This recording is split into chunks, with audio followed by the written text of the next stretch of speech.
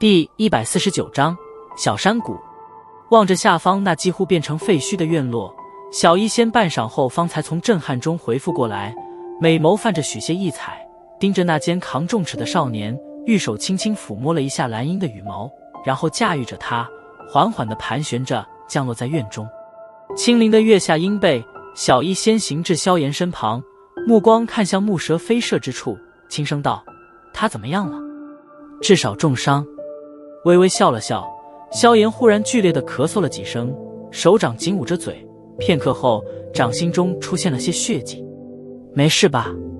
望着萧炎苍白的脸色，小医仙玉手急忙在其背上轻拍了拍，担忧地问道：没什么大碍，脱力了而已。